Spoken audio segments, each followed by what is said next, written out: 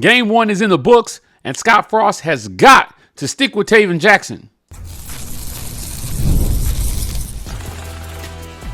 You are Locked On UCF, your daily podcast on the UCF Knights, part of the Locked On Podcast Network, your team every day. Welcome on in to Locked On UCF, your daily UCF podcast. I'm your host, Mike G, and thank you so much for making us your first listen of every day. Turn us on, turn us up, we'll turn it out. I'm here on a Monday morning. Happy Monday and beginning of the week to you all. On today's Locked On UCF, we'll talk a little bit about Taven Jackson and why Scott Frost has to stick with him for the game 2. Then we're going to move on to talking about grades for the offense and the defense on Saturday and what that'll mean for the rest of the season. We'll end the show talking about the wide receiver group and how they performed. But let's start at the top. Scott Frost has got to stick with Taven Jackson. Taven Jackson came off the bench. He came off the bench and he had a pretty good game, all things considered. Now, it's always a tough proposition being thrown in game the way he did, but look, not unexpected. As a matter of fact, the way Scott Frost talked about his QBs in camp, I think it was to be expected that we were going to see at least one other QB on Saturday night. That QB was Taven Jackson. Look, it wasn't long after he got in that fans were calling for Jacurri Brown, but Taven stepped up to the plate. He got warmed up, and that ended up with him 17 for 24 for 282 yards and 2 touchdowns on the night. Now, as far as Taven running the ball, look, he isn't the run threat that some of the other quarterbacks are, but if he can find open guys downfield the way that he did, and especially in critical moments, he doesn't need to be. This was a close quarterback race from the beginning. Because Scott Frost was honest with the media and saying that no quarterback had separated themselves, I think that's how we end up with Taven Jackson in this position. And kudos to that young man for stepping up to the plate and taking advantage of the opportunity. Guys, level, you don't get a ton of opportunities to be a starting quarterback for P14, especially at a place like UCF. So for him to essentially have his number called, spotlight is on you, the offense is struggling, and you step in and make the types of throws that he made after he got going, that's a big deal. That's a really big deal for Taven Jackson. Could not be happier for that young man. It's why I think Scott Frost has to stick with him. You gave Cam Fancher his chance. He got the first shot to go out there. And on what was a great play call on the first play of the game, you had a guy running wide open down the field with about 4 steps on the defender, and he overthrew. Unfortunately, that would be somewhat of a precursor to what the rest of Cam Fancher's night would be, which was missed opportunities. That's what it was. Missed opportunities for Cam Fancher. I was disappointed for him. I was looking forward. A lot of fans were skeptical about Cam Fancher. Credit to some of our commenters who said, look, man, I think we literally had a guy say, we're going to see quarterback number 2 by the second quarter. So it was sad. It was sad for Cam Fancher that he couldn't go out there and take advantage of his opportunity. Doesn't mean he's done, but at this level, I can't stress enough, you're not going to get a bunch of chances to go out there and prove that you can be the guy. So UCF has got to move on. They've got to win football games this year, and that means that Cam Fancher has to be a guy that has to wait his turn behind Taven Jackson. I hate it for him. Now, this was a different offense. This looked like a different offense behind Taven Jackson. And I'll tell you this, I like that Scott Frost called his offense, man. He called his offense back there and just gave Taven a chance to go out and prove that when it mattered most, which is when the lights is on, that he could go out there and do what he did on Saturday night. Now, I get it. They struggled with Jacksonville State. Again, credit to a lot of our commenters who said, Mike G, Andrew, James, you guys absolutely cannot overlook this team. I thought Charles Kelly did a great job getting Jacksonville State up for this game. I thought they were prepared. They had a really good defensive game plan. Covered Charles Kelly last year as co-defensive coordinator at Auburn. I knew he would mount a significant defensive challenge to UCF.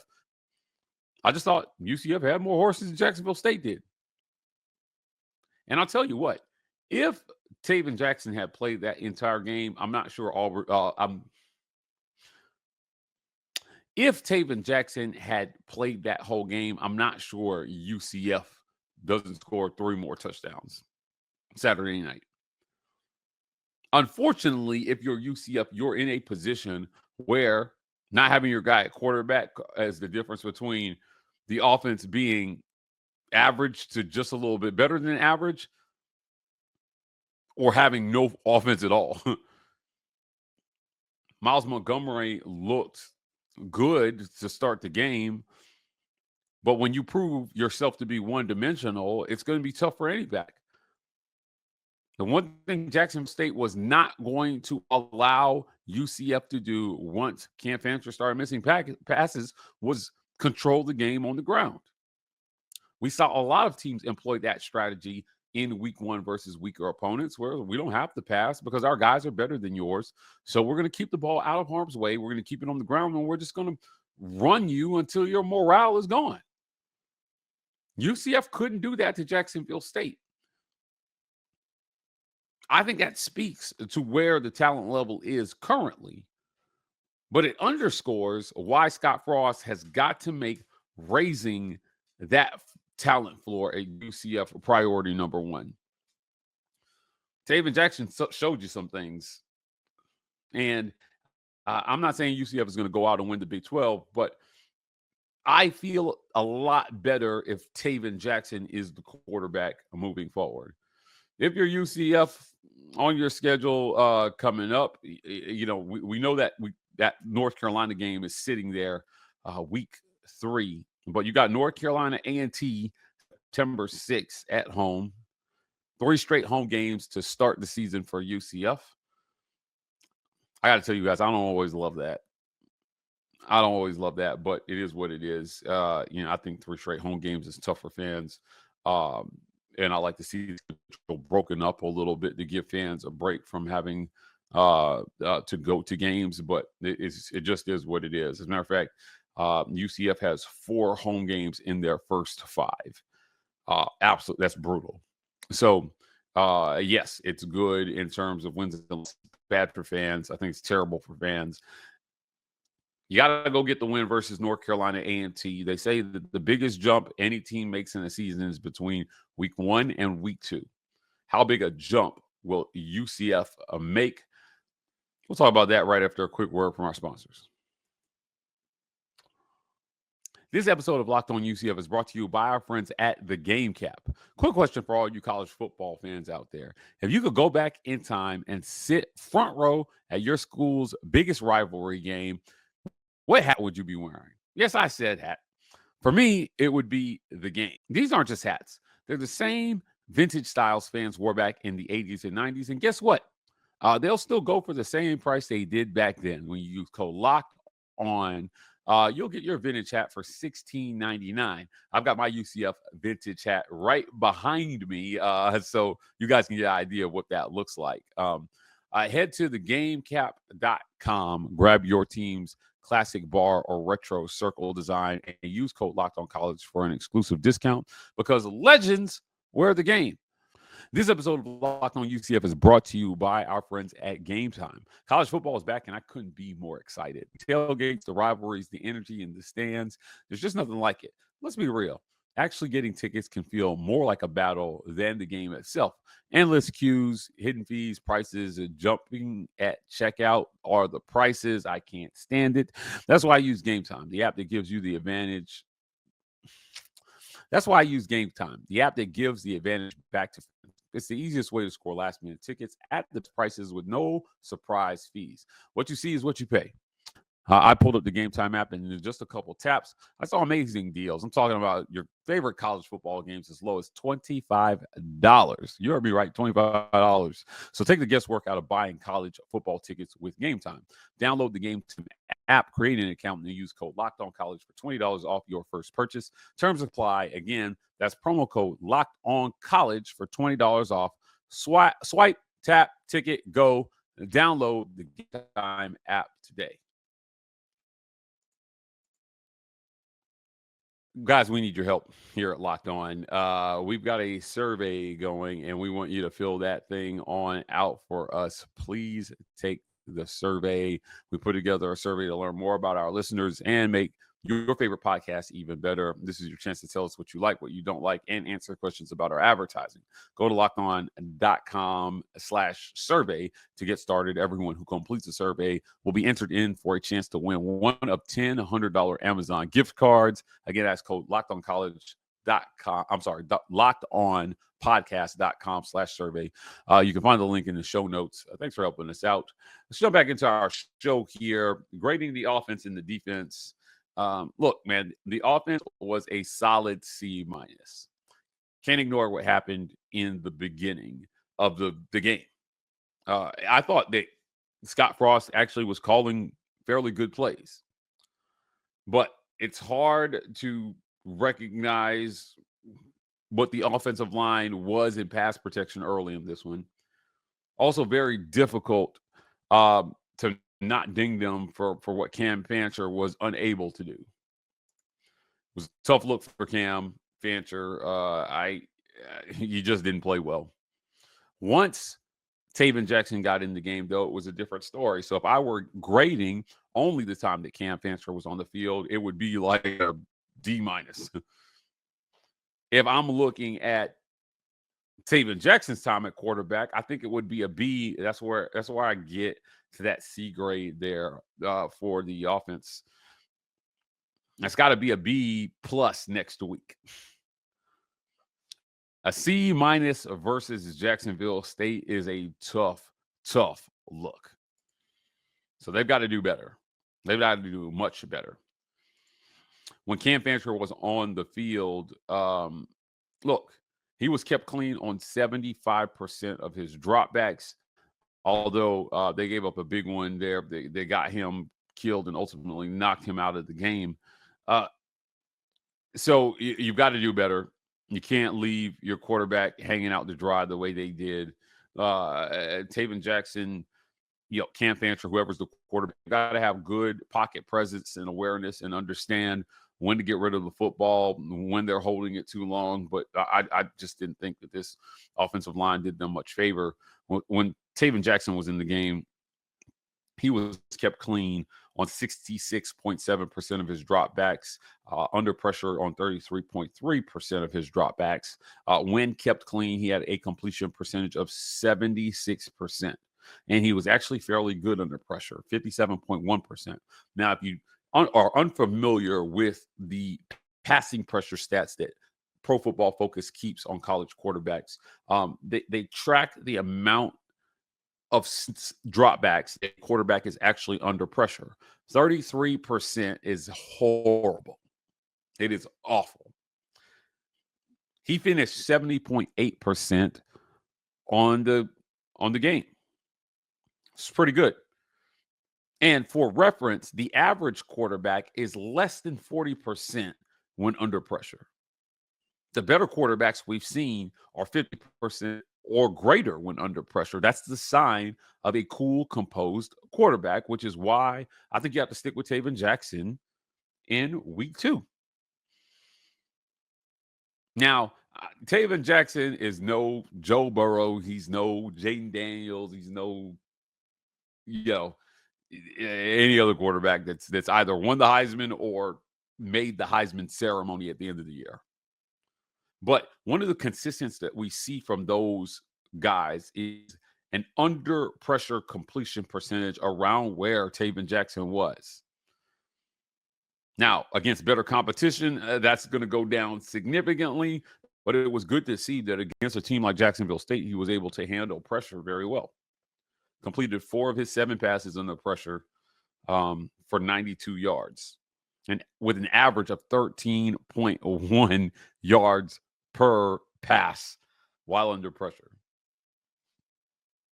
Taven Jackson brought the grade up for this offense in week 1 from failing to okay. Now, if he continues to improve, maybe we get to average or better than average. And I think that would be a win for Scott Frost here. Now on to the defense. The defense that allowed 10 points in this one. A lot of you had criticisms for Alec Grinch. There was a lot of pessimism around Alex Grinch and what he is able to do as a defensive coordinator. We took a look at this one, and defensively, UCF did some good things.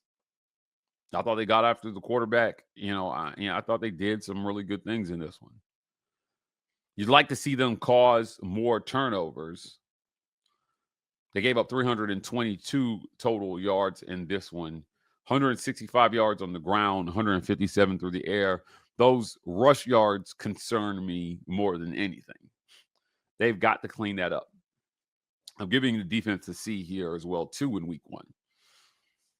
They've got to be better defensively, and they've got to be better quick because right now I'm not sure UCF is equipped to win a shootout with a conference opponent. So defensively, they're going to have to do a lot better, a lot faster. Jacksonville State converted 4 of 6 fourth downs. Yikes. But they were only 3 of 15 on third down, which is great. If you're UCF, keep that up defensively. They allowed 18 first downs in this one, did the UCF defense. Look, man, at the bottom line is this team has to get better. They've got to get a lot better fast if they want to make a bowl game. The sentiment overwhelmingly after the game was, we'll be lucky to win 4 games this year, 3 games this year, 2 games this year. It was a rough start. I'm going to remind people that from where UCF is starting, they could get better real quick. Now, does that mean that they're going to win 8, 9 games? No. But I'm still not in the UCF is only going to win 4 games camp. I'm sorry, I can't get on board with that sort of pessimism this early in the season. I thought there were some things to build on, both offensive and defensively. They'll go back to the tape. They'll coach their guys up, and then we're going to see what this coaching staff is really made of. But look, one group is that Scott Frost praised repeatedly this offseason was the wide receivers. How did they do? We'll talk about that next on Locked On UCF. This episode of Locked On UCF is brought to you by our friends at Rougiette. Guys, you probably heard of Viagra or Cialis. Maybe you even tried them. But if you're looking for something beyond the usual pill, it's time to meet Rougiette Ready. Rougiette Ready is a next-gen prescription treatment designed to amplify arousal in the brain and boost blood flow. Unlike the usual pill that can take hours, Rougiette's 3-in-1 formula dissolves under your tongue and kicks in fast on average in 15 minutes.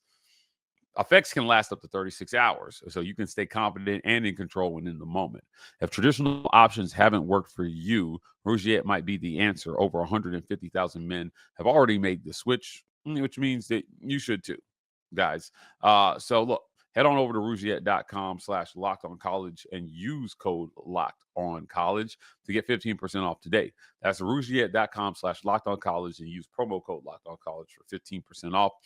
Individual results may vary with prescription treatment. Compounded drugs are permitted to be prescribed under federal law, but are not FDA approved and do not undergo FDA safety, effectiveness, and manufacturing review. Please visit the Rougiette website for the full safety information. Be Rougiette ready today.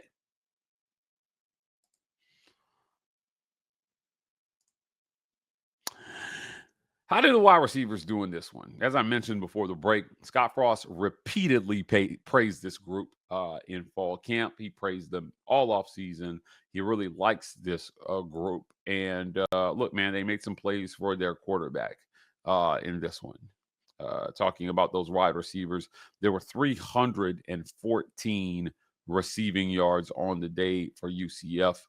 The wide receivers were 169 of that. Now, Myles Montgomery had a really big run that contributed to that number for UCF in the receiving game, but he is not a receiver, so he had a big chunk there that, again, not attributed to the receiving core. But DJ Black led the way with 59 yards on 3 catches and a TD. The second leading receiver on the team was actually tight end Dylan Wade with 4 catches, for 54 yards and a touchdown. Second leader receiver, Dwayne Thomas Jr., somebody that our guy James Duncan identified as a potential standout in this one. 4 catches for 49 yards in this one. Marcus Burke, the Florida transfer, 3 catches for 43 yards. And Wayne Charles, 1 catch for 18 yards. I thought it was a solid debut for the receivers. I did. They've got to play better. But I can understand why Scott Frost praised this group. Now, hard to show off your skills when Cam Fancher played the way that he did to start this game. But when Taven Jackson came in, I thought we saw them make some plays. Pro Football Focus only recorded 1 drop for UCF, and it was not by a receiver. It was Dylan Wade that got accredited the 1 drop on the game. But the scores have to get better. Their PFF scores were really average. And so I hope this group will improve as the season goes along. But the potential is there. It's apparent to me. Again, improved quarterback play will help this group along. I don't think this is a group of receivers that you can expect to go out there and bail out the quarterback consistently. I don't think that's reasonable. But if you can make accurate on-time passes, I think they can go out and make a play on the ball every once in a while that's poorly thrown. With some accuracy, they could help UCF change the game. Talent's there. If you're UCF, you've got to be more precise than the teams you play. You've got to get the details right. Because almost everybody you play once conference play gets here is going to be more talented than you. Being a good receiver is about the details. It's about being in the right spots. It's about running your routes to the right depth. It's about understanding where the quarterback needs you to be all the time. And in certain offenses, again, blocking on the edge, very important to get from your receivers. I think this group has a chance to be special this season. The way the game flow went, I think it was difficult for them. But I was happy to see 8 different UCF Knights catch a pass. That included 2 tight ends, both running backs, Myles Montgomery and Jaden Nixon caught passes. Jaden Nixon's was for a loss. But Myles Montgomery had a huge one. I like this group. I do like this group. Now, we didn't see much or anything all from Domer Kent. I'll be interested to see if he comes along. But DJ Black and Marcus Burke, I thought, played great games, as did Dwayne Thomas Jr. You need playmakers. Can UCF identify who their primary playmakers are going to be for the rest of the season against North Carolina A&T? To be determined, but we saw great potential from this group. Guys, after the video, hit the comments. Let me know what you thought about all of this, about Scott Frost sticking with Taven Jackson. Definitely give me your grades on offense and defense, and let me know what you think about the receivers after the video. That's it for another great edition of Locked On UCF. Thank you so much for making us your first listen of every day. It's another big moment on Locked On. College football fans, Locked On and Fire TV present College Football Kickoff, your ultimate college football weekly preview show. Drake Toll of Locked On Big 12 leads the conversation alongside 2-time AP Coach of the Year, Gary Patterson, former college star Jesse Holley, and Locked On's local experts. A college football preview only Locked On can do. Catch College Football Kickoff every Thursday throughout the season, only on Fire TV. And catch us here tomorrow on Locked On UCF.